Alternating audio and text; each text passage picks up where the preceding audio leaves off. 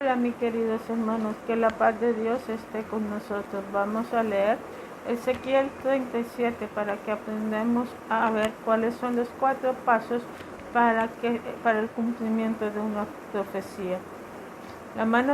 Leemos en el nombre del Padre, del Hijo y del Espíritu Santo. La mano del Señor vino sobre mí y me sacó en el Espíritu del Señor y me puso en medio del valle que estaba lleno de huesos. Y él me hizo pasar alrededor de ellos. Y aquí eran muchísimos la superficie del valle. Y aquí estaban muy secos. Y él me dijo: Hijo de hombre, ¿vivirán estos huesos? Y yo respondí: Señor, tú lo sabes.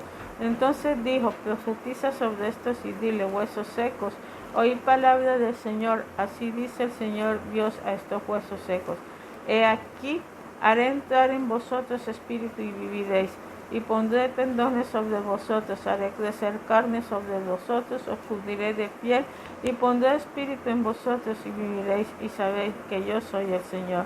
Profeticé pues como me había mandado, y mientras yo profetizaba, hubo un ruido, y luego un estremecimiento, y los huesos se juntaron, cada hueso con su hueso, y miré, y aquí había tendones sobre ellos. Creció la carne y la piel lo cubrió, pero no había espíritus en ellos. Entonces él me dijo: profetiza al espíritu, profetiza, hijo de hombre, y di al espíritu: así dice el Señor Dios, ven de los 4 vientos, oh espíritu, y sopla sobre estos muertos y vivirán. Y profeticé como él me había ordenado, y el espíritu entró en ellos y vivieron, y se puso en pie un enorme ejército.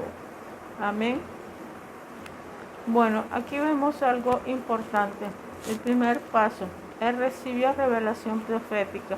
Ezequiel buscó a Dios y estuvo abierto para recibir instrucciones proféticas. De hecho, él esperaba que Dios le hablara. ¿Cuánta frecuencia en nuestra vida cotidiana esperamos oír la voz de Dios? Dios nos habla. Necesitamos aprender a escuchar la voz y la dirección de Dios en nuestra vida a fin de recibir instrucciones que nos hará avanzar. Segundo paso: él obedeció la voz del Señor. Dios le dijo a Ezequiel qué decir y qué hacer a fin de hacer que se lograra el segundo paso. Esto parece muy básico y sin embargo es un paso crítico que debemos aprender.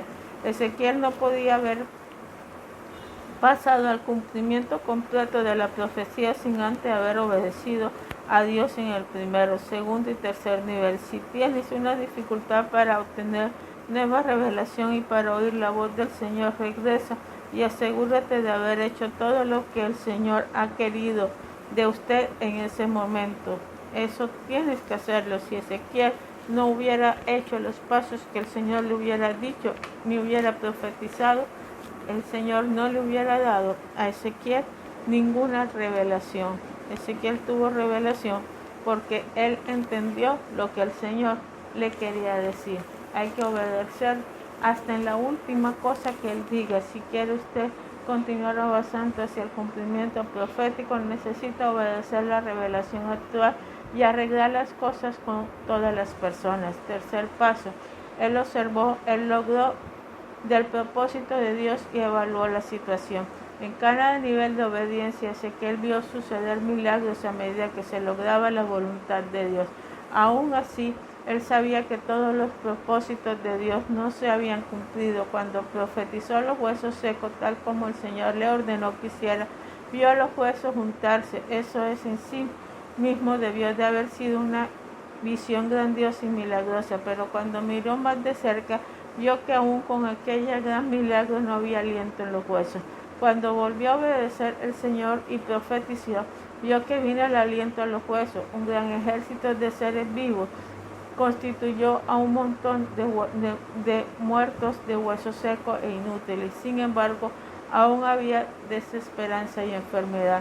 El proceso del cumplimiento profético estuvo completo cuando Ezequiel vio al Señor romper la enfermedad y la muerte en aquel gran ejército y llevarlos a la tierra que Él le había prometido. Aun cuando podamos ver grandes milagros en el camino, necesitamos ser sensibles a la dirección del Espíritu Santo, aun cuando a saber si su voluntad se ha cumplido por completo.